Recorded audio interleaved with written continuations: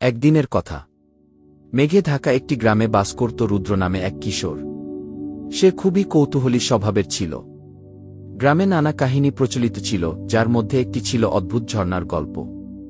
ঝর্ণাটি নাকি গ্রাম থেকে দূরের জঙ্গলের ভেতরে কোথাও লুকিয়ে আছে।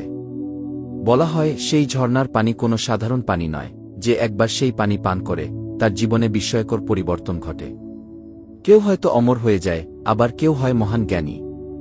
তবে কেউ যদি লোভের বশে ঝর্ণার পানি পান করে তার বিপরীত ফল হয়। রুদ্রের কৌতূহল সেই গল্প শোনার পর থেকেই তীব্র হয়ে ওঠে। একদিন সে তার বন্ধু দীপ আর জয়কে নিয়ে সেই ঝর্ণা খুঁজতে বেরিয়ে পড়ল। তিনজনেরই মন ভরেছিল রোমাঞ্চ আর উত্তেজনায়। জঙ্গলে ঢোকার পর তারা দেখতে পেল চারপাশে শুধু ঘন গাছ আর লতাপাতা। পাখির ডাক আর অদ্ভুত জন্তুদের শব্দে জঙ্গল যেন জীবন্ত হয়ে উঠেছিল। দীপ বলল, রুদ্র, আমরা কি সত্যি এই ঝর্ণা খুঁজে পাব? রুদ্র উত্তেজিত স্বরে বলল, অবশ্যই। আমি বিশ্বাস করি এই ঝর্ণা সত্যি আছে। আমাদের শুধু খুঁজে বের করতে হবে গি। তারা জঙ্গলের ভেতরে আরও গভীরে প্রবেশ করল। চলার পথে তারা নানা রকম অদ্ভুত জিনিস দেখতে পেল। একটি পাথরের উপর গাছের শিক দিয়ে তৈরি প্রাকৃতিক ভাস্কর্য, আবার কোথাও অদ্ভুত রঙের ফুল। প্রায় ঘণ্টাখানেক হাঁটার পর তারা দেখতে পেল একটি বড় পাথরের দরজা। দরজার উপর খোদাই করা ছিল নানা রকম প্রতীক এবং অক্ষর। অবাক হয়ে বলল, এটা তো মনে হচ্ছে কোনো পুরনো মন্দিরের দরজা। আমরা কি ঠিক পথে আছি?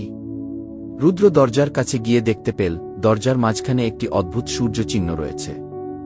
দীপ বলল, এটা কিভাবে খুলব?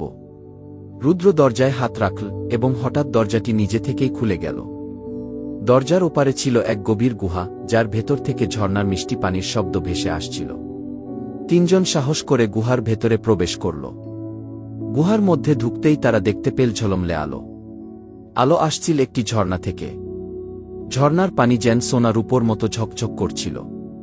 দীপ বিস্মিত হয়ে বলল, এটাই সেই অদ্ভুত ঝর্ণা। আমরা পেয়ে গেছি। রুদ্র একটু চিন্তিত হয়ে বলল, ঝর্ণার পানি সম্পর্কে গল্পে বলা হয়েছে লোভ করলে খারাপ কিছু হতে পারে। আমাদের সাবধান থাকতে হবে গি। তারা তিনজনই ভাবছিল ঝর্ণার পানি কি সত্যিই জাদুকরী। দীপ বলল, আমি একটু পানি নিয়ে দেখি। যদি কোনো পরিবর্তন হয় তাহলে বুঝব গল্প সত্যি গি। দীপ ঝর্ণা থেকে একটু পানি নীল এবং পান করল। মুহূর্তের মধ্যেই তার শরীর জ্বলজ্বল করতে লাগল। সে বলল, আমি যেন সবকিছু বুঝতে পারছি। আমার মাথায় অদ্ভুত সব জ্ঞান আসছে গি। জয় বিস্মিত হয়ে বলল, আমিও এটা চেষ্টা করতে চাই গি। তবে জয় যখন পান করতে গেল, রুদ্র তাকে থামাল। সে বলল, আমরা জানি না এর ফল সবসময় ভালো হবে কিনা। আমাদের আগে বুঝতে হবে ঝর্ণার প্রকৃতি কি গি। ঠিক সেই সময়ে গুহার এক কোণ থেকে অদ্ভুত এক শব্দ ভেসে এল।